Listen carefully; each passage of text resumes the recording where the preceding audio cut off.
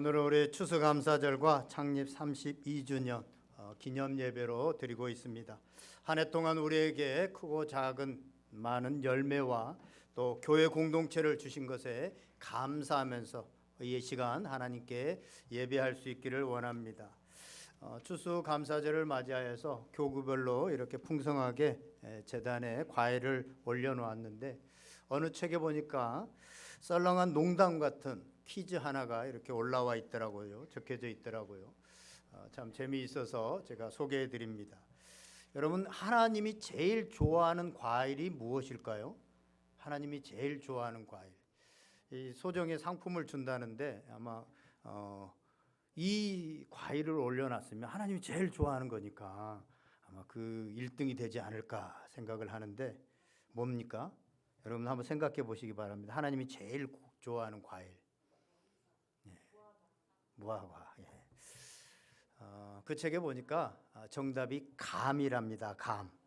왜 그런 줄 아세요? 하나님께서 감을 제일 좋아하셔서 성경을 보면 여호와께 감 사드리세, 감 사드리세라고 하는 말이 수없이 많이 나온대요. 그래서 수없이 하나님께서 감 사드리세, 자기한테 감을 사드린다라고 하는 말을 가장 좋아하시니까 아마 감을 가장 좋아할 거다라는 얘기를, 썰렁한 얘기 같은데요. 자꾸 이게 머리에 설교 준비를 한 주 동안 하면서 이렇게 머릿속에 돌면서 나도 모르게 감 사드리세, 뭐 이렇게 앞으로 성경을 읽을 때 그 부분이 나오면 여호와께 감 사드리세 이렇게 읽어질 것 같은 그런 생각이 듭니다. 여러분들 옆 사람들에게 한번 이렇게 인사할까요? 옆자리에 앉아주셔서 감 사드립니다.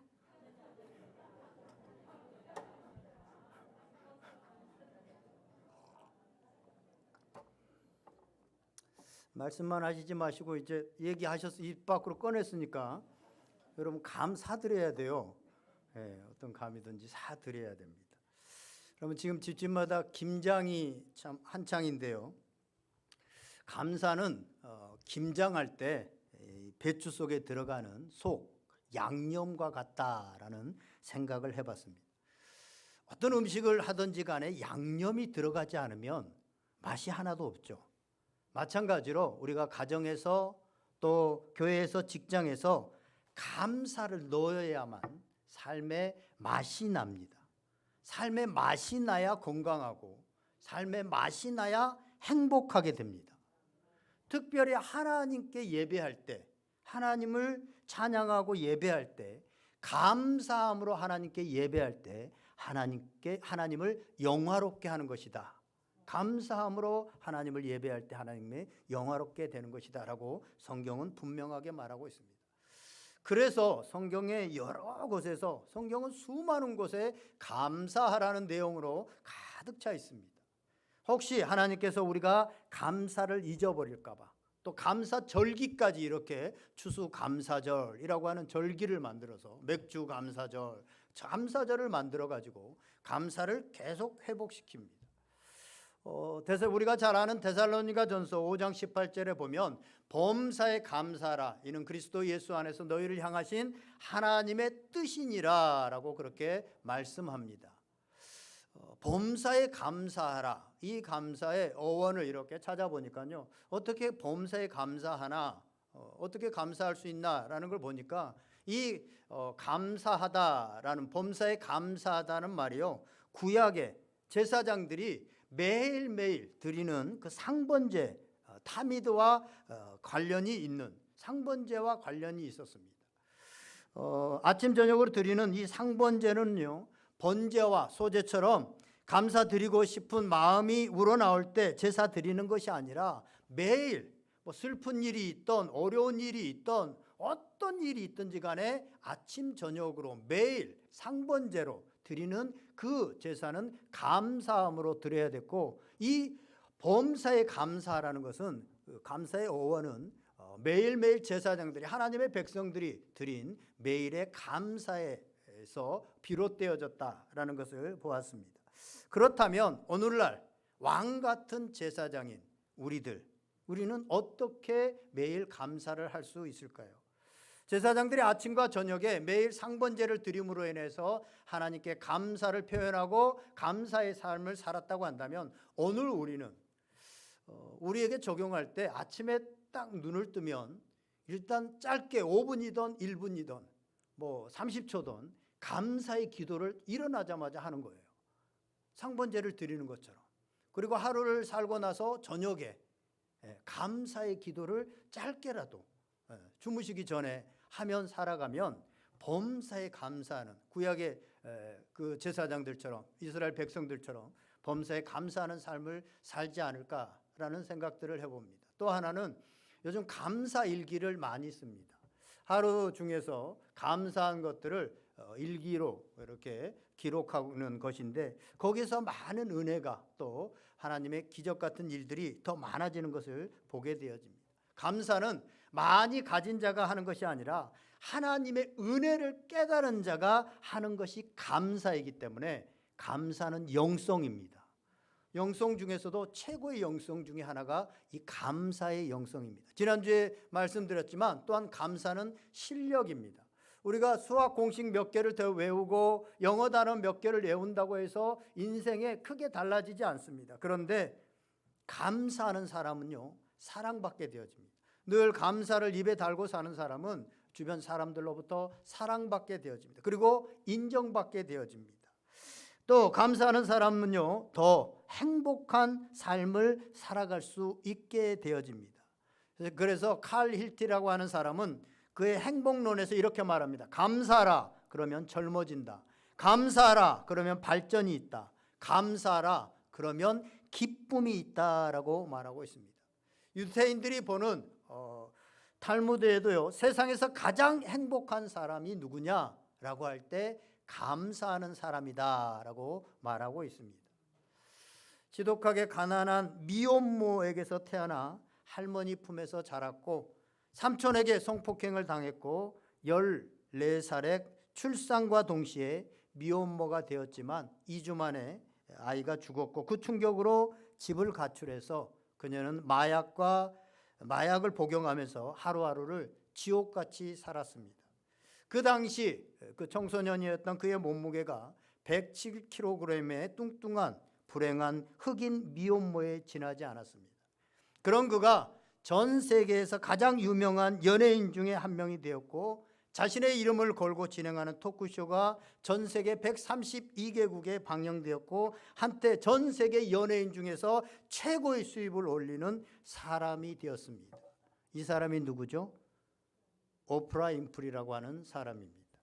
그녀는 자신의 성공 비결을 자신이 그 절망의 순간에서 신앙을 갖게 된 후에 매일 읽은 성경을 읽고 암송하는 것과 감사일기를 쓴 것, 이 두 가지에서 자신이 그 불행했던 과거를, 진짜 누구에게 그 중에 한두 가지만 그 일이 일어나도 인생을 더 이상 살 수 없는, 포기할 수밖에 없는 그런 인생이었는데, 그 수많은 일들이 동시다발적으로 또 계속해서 지속적으로 일어났음에도 불구하고 그는 그 모든 어려움들을 극복하고 세계 최고의 인기와 또 많은 사람들의 사랑을 받는, 또 많은 부를 누릴 수 있는 그런 자리로 올라갈 수 있었던 것은 그는 신앙생활을 하면서 읽은 성경과 감사 일기에 있었노라 라고 그렇게 고백합니다. 사랑하는 여러분, 더 젊어지고 행복하고 싶으세요? 그러면 감사하기를 바랍니다. 행복은 멀리 있는 것이 아닙니다. 사람에게 가장 큰 저주는 소유의 메마름이 아니라 행복의, 감사의 메마름이라고 하는 사실입니다. 우리가 소유가 없어서 불행한 것이 아니라 감사가 없기 때문에, 감사가 메말라 있기 때문에 오늘 행복감을 느끼지 못한다고 하는 사실입니다. 그러면 우리는 어떻게 감사를 할까? 오늘 본문을 보면 누추함이나 어리석은 말이나 희롱의 말이 마땅하지 아니하니 오히려 감사하는 말을 하라라고 말합니다. 감사하는 말을 하라. 감사하기 위해서는 감사하는 말을 하라라고 말을 합니다. 이런 예화가 있습니다. 수녀원에 잔소리가 많은 늙은 수녀가 있었습니다. 그곳에 한 젊은 수녀는 그 늙은 수녀의 방에 들어가기만 하면 신나게 잔소리를 얻어듣고 나오면서 항상 문을 쾅 닫고 나오면서 혼자 중얼거렸습니다. 저 늙은 수녀 빨리 죽어버렸으면 좋겠다 이러면서 쾅 닫고 나옵니다. 그때 그 앞에 앵무새가 한 마리 있었는데 그 수녀의 말을 배워가지고 이제 그 수녀가 들어갔다가 나오면서 문을 쾅 닫기만 하면 그 앵무새가 큰 소리로 저 늙은 수녀 빨리 죽어버렸으면 좋겠다 계속 그렇게 하는 겁니다. 이게 알려지고 또 그렇게 말을 하면 굉장히 이게 고민이 되죠. 그래서 고민이 돼서 이 수녀가 신부를 찾아갔습니다. 자초지정을 들은 이 신부가 이렇게 빙긋 웃더니 그거 참 고민이 되겠는데요. 어떻게 하면 될까요? 이렇게 하다가 제가 사제관에 앵무새를 한 마리 기르고 있는데 그 앵무새를 같이 길러보면 어때요? 짝이 생기면 혹시 그 말을 잊어버릴지도 모르니까. 그래서 한 새장 안에다가 앵무새 2마리를 같이 기르기로 했습니다. 그러면서 항상 그 수녀 방에 들어갔다 나올 때 이제 문을 살살 닫는 것도 잊지 않았습니다. 그런데 어느 날 실컷 잔소리를 듣고 자기도 모르게 문을 꽝 닫고 또 딱 나오는데 이 앵무새가 잊지도 않고 큰 소리로 저 늙은 수녀 빨리 죽어버렸으면 좋겠다 딱 하는 거예요. 그러니까 그 옆에 있던 신부가 준 앵무새가 바로 이어서 주여 우리의 기도를 들어주소서. 안 웃겨도 억지로 웃으면 함께 행복해집니다. 웃음 있는 가정이나 교회는 행복합니다. 지난주에도 말씀드렸지만 얼어붙은 강물에는 배가 띄워질 수 없습니다. 감사는 마음이 얼어붙으면 감사가 되어지지를 않습니다. 감사가 나오지를 않습니다. 마태복음 12장 34절에서 37절을 보면 예수님께서 이런 말씀을 하십니다. 독사의 자식들아 너희는 악하니 어떻게 선한 말을 할 수 있느냐? 이는 마음에 가득한 것을 입으로 말함이라. 선한 사람은 그 쌓은 선에서 선한 것을 내고 악한 사람은 그 쌓은 악에서 악한 것을 내느니라. 내가 너희에게 이르노니 사람이 무슨 무익한 말을 하든지 심판날에 이에 대하여 신문을 받으리니 내 말로 의롭다함을 받고 내 말로 정죄함을 받으리라. 아멘. 내 말로 의롭다함을 받고 내 말로 정죄함을 받으리라 라고 말씀하시는데 그 말은 어디에서 나오느냐? 마음에 쌓은 것에서 나오게 돼, 마음에 있는 것에서 나오게 되더라고 하는 사실입니다.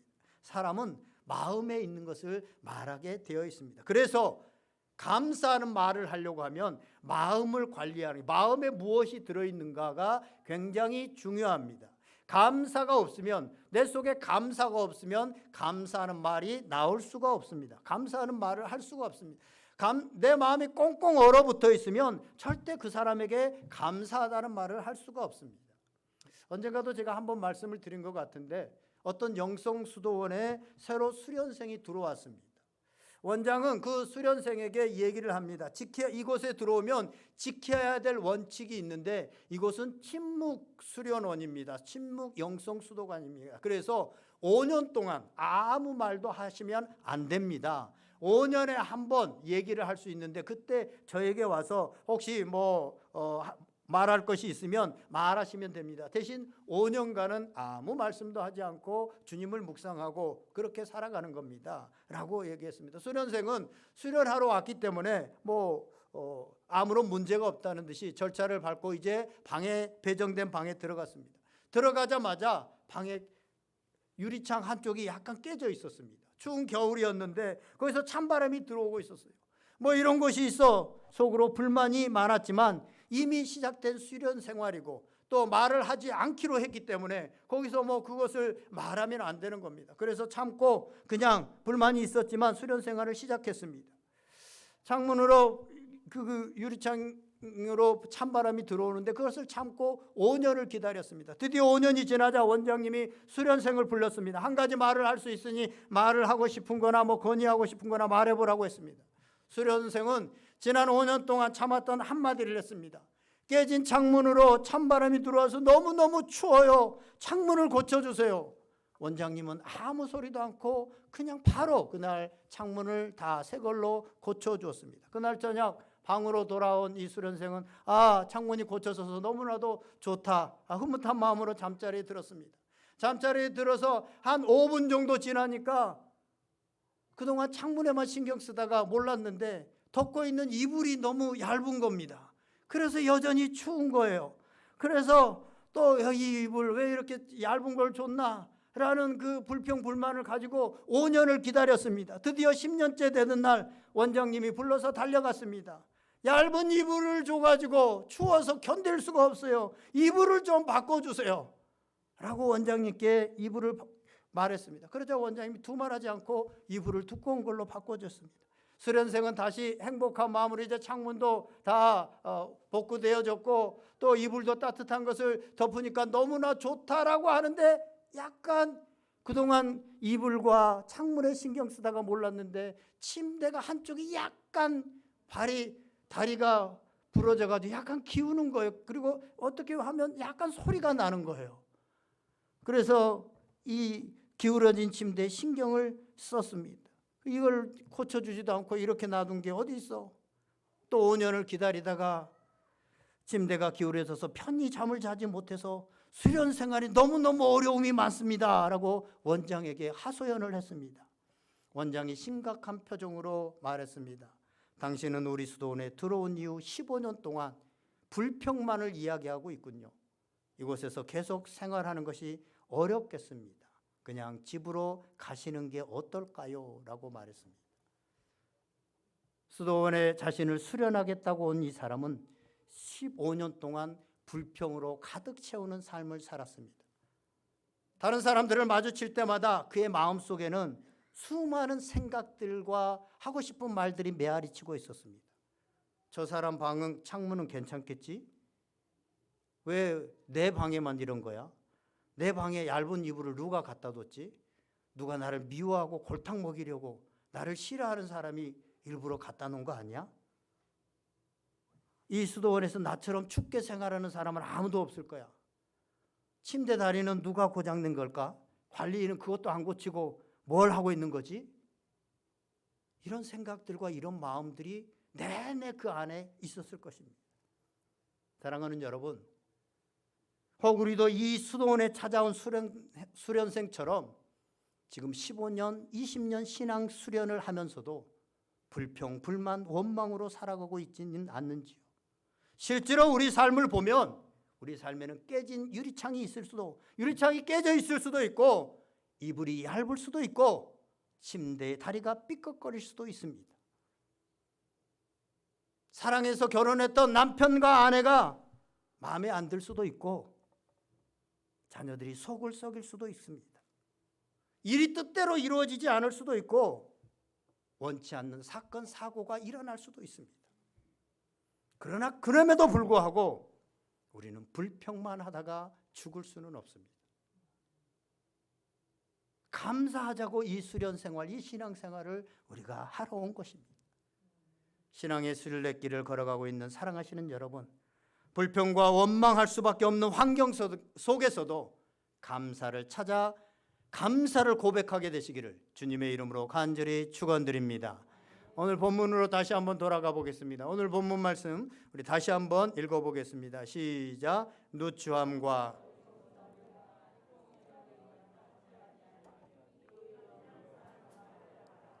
아멘.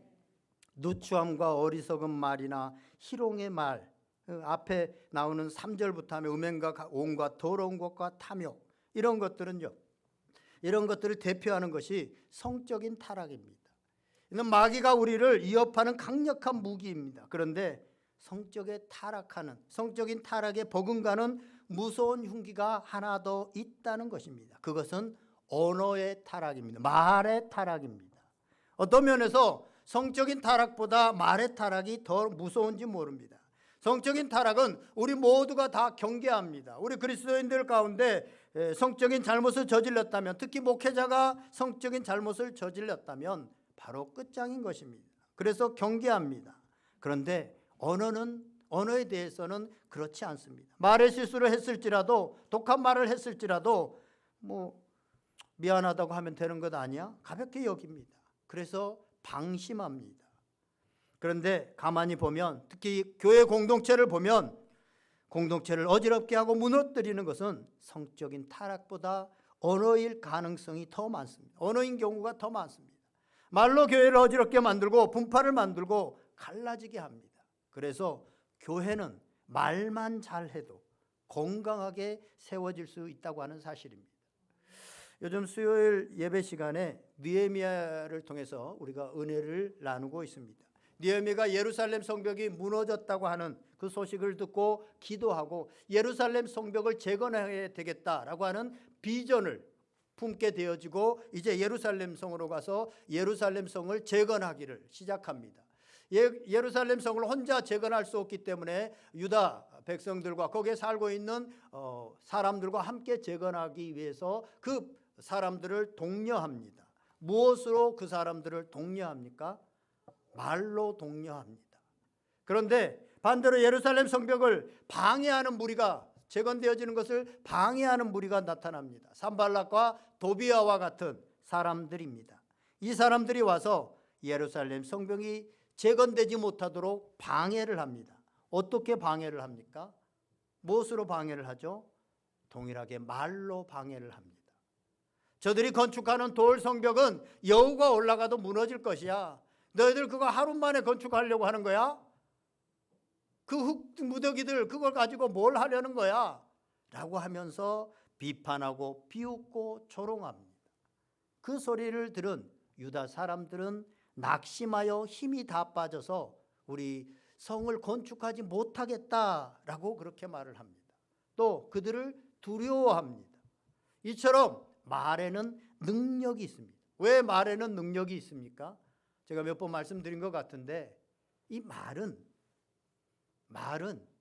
하나님과 인간만 할 수 있습니다. 하나님께서 이 온 우주 만물을 창조하실 때 뭘로 창조를 하셨습니까? 말씀으로 창조하셨습니다. 하나님께서 말씀하셨기 때문에, 하나님께서 말했기 때문에 말씀이지, 그냥 우리로 말하면 말입니다. 말로 창조하셨습니다. 우리 인간이 하나님의 형상대로 지음을 받았습니다. 하나님의 형상대로, 하나님의 이미지로 우리가 지음을 받았는데 그 중에 하나가 말입니다. 그래서 다른 모든 동물들은 소리는 낼 수 있어도 말은 하지 못합니다. 인간만 오직 말을 할 수 있습니다.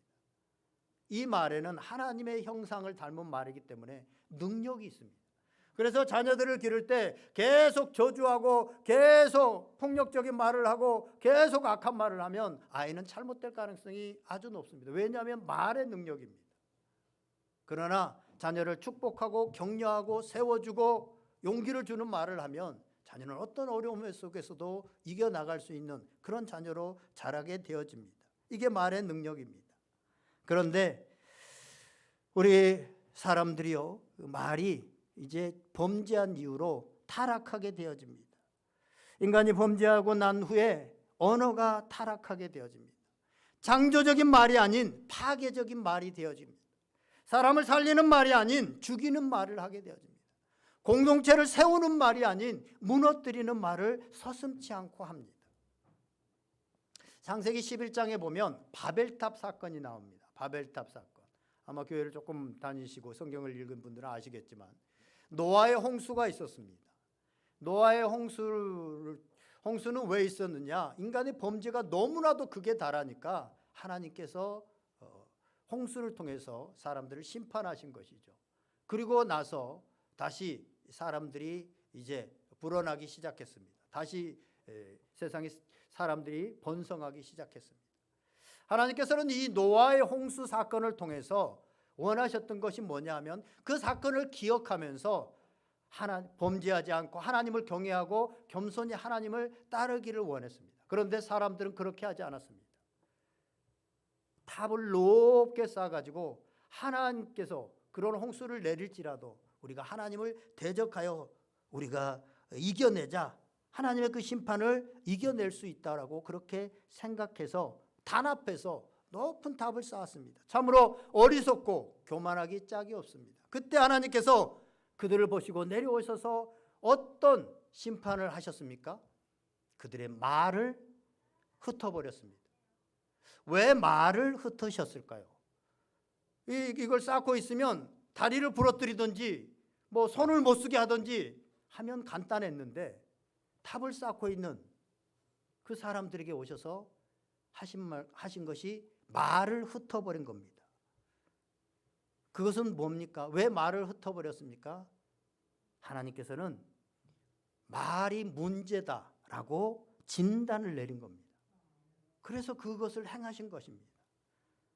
그들의 타락한 생각이 통일된 언어를 통해서 확산되어져서 다 같이 타락하고 다 같이 하나님을 대적하고 있는 그런 형태가 되었기 때문입니다.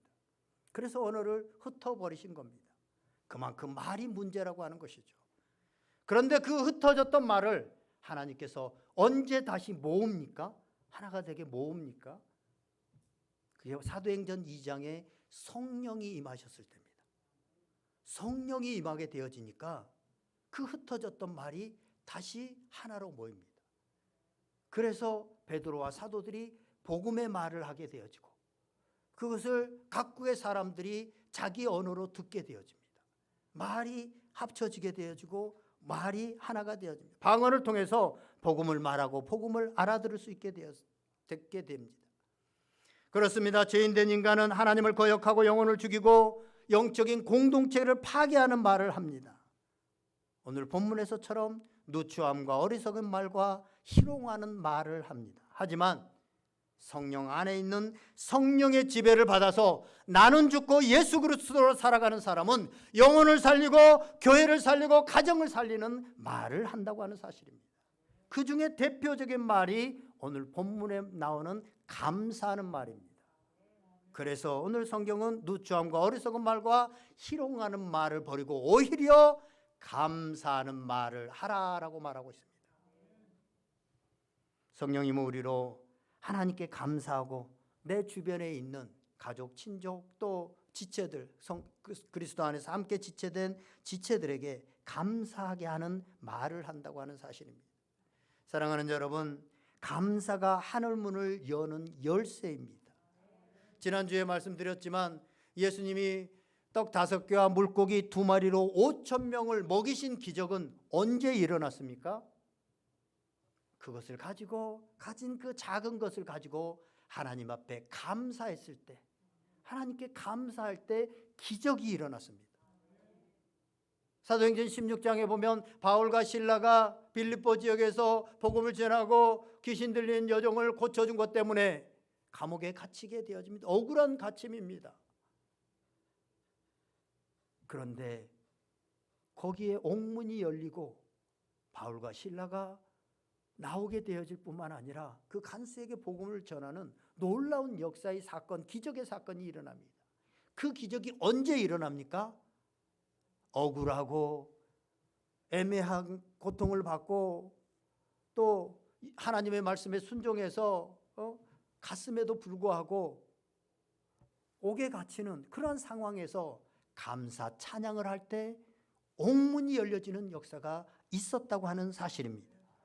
감사할 때 기적이 일어나고 감사할 때 옥문이 열려진다고 하는 사실입니다. 그러면 우리의 삶이 아직 열리지 않고 우리의 삶이 아직 닫혀 있고 막혀 있다고 한다면 이런 관점에서 보면 우리의 삶에 감사가 없기 때문에, 감사가 메말라 있기 때문에 우리의 삶에 기적이 일어나지 않고 문이 열려지지 않는다고 하는 사실입니다. 그래서 감사가 터져 나와야 내 영혼이 살게 되어지고 우리 가정이 살게 되어지고 우리 교회가 살아나게 된다고 하는 사실입니다. 여러분, 언제 하나님의 은혜와 하나님의 구원에 정말 제대로 한번 감사했습니까? 정말 눈물 펑펑 흘리며 내가 가진 모든 것을 하나님께 드려도 나는 전혀 아깝지 않습니다 라고 그렇게 고백하며 하나님께 드릴 수 있는 마음이 있었던 적이 언제였느냐 말이죠. 언제 그런 감사가 우리 가운데 있었습니까? 나에게 영원한 생명 주시고 그 십자가의 은혜를 주신 것에 비하면 오늘 내가 하나님 앞에 드린 것은 너무나도 부족한 것입니다 라고 하면서 하나님께 감사할 수 있는 그 마음으로 하나님 앞에 예배드리고 예물을 드리고 하나님 앞에 기도했던 적이 언제 있었냔 말이죠. 또 언제 함께 사는 남편, 아내에게, 가족에게 정말로 감사하다는 말을 하고 정말로 마음 절절하게 속에서 감사하는 생각이 들었습니까? 이 감사가 터져 나와야 일단은 내 영혼이 살게 되어지고 우리 가정이 살게 되어지고 교회가 살게 되어진다고 하는 사실입니다. 더 나아가 이 사회가 살게 되어집니다. 오늘 감사절을 주시고 감사의 말씀을 우리에게 듣게 하신 것은 우리로 감사를 회복하여 축복의 주인공이 되라고, 축복의 주인공이 되라고 하나님께서 이 시간에 말씀하고 계시는 것입니다. 사랑하시는 여러분, 성령님의 음성에 믿음으로 반응하시기 바랍니다. 믿음으로 반응할 때 감사의 기적, 감사의 축복은 오늘 우리의 삶의 실제가 되어지고 나의 것이 되어진다고 하는 사실입니다. 오늘 우리 온누리교회 모든 성도들이 이 감사의 축복을 삶 속에서 실제로 경험하시고 감사의 축복을 누리시는 복된 성도들 다 될 수 있기를 주님의 이름으로 간절히 축원드립니다. 우리 다 같이 한번 기도하겠습니다. 오늘 말씀 생각하면서 한번 간절히 기도합시다. 혹시 행여나 우리가 감사함들을 잃어버리고 또 감사절을 보내면서도 그냥 습관적으로 예배하고 있다면 하나님 내 속에 정말 감사함들을 회복되게 하여 주시옵소서. 지금 있는 것에 감사할 수 있는 그런 감사의 사람이 되게 하여 주시옵소서. 또 성령님께서 여러분들의 마음 가운데 들려주신 것 붙들고 이 시간에 다 같이 한번 간절히 기도하시겠습니다. 고맙고 감사하신 하나님 아버지 감사합니다. 오늘 아버지 하나님 귀한 감사절을 통하여서 우리 속에 있는 아버지 하나님 주여 아버지 하나님 감사가 아버지 하나님 실제로 아버지 하나님 삶 속에 이루어질 수 있도록 하나님 인도하여 주시니 감사합니다. 성령님의 말씀에 순종하여 믿음으로 반응하게 하여 주시고 내 입술로 감사의 말을 할 수 있도록 성령 하나님 내 속에 감사를 두시고 그 감사함으로 아버지 하나님 가족을 축복하고 또 감사함으로 아버지 하나님 공동체 아버지 하나님 지체들을 축복할 수 있도록 인도하여 주시옵소서. 하나님께서 나에게 베풀어 주신 것이 너무나도 많음에도 불구하고 아버지 하나님 감사하지 못하는 어리석은 아버지 하나님 백성들에게 하나님 날마다 범사에 감사할 수 있는 우리의 삶이 되어질 수 있도록 나의 삶이 되어질 수 있도록 하나님 감사가 내 입술에 아버지 하나님 마르지 않도록 인도하여 주시옵소서. 감사하는 말로 아버지 하나님께 영광 돌리고 내 삶이 아버지 하나님 우리의 삶이 우리 공동체가 하나님 축복을 받아 누릴 수 있도록 인도하여 주시옵소서. 주님 감사합니다.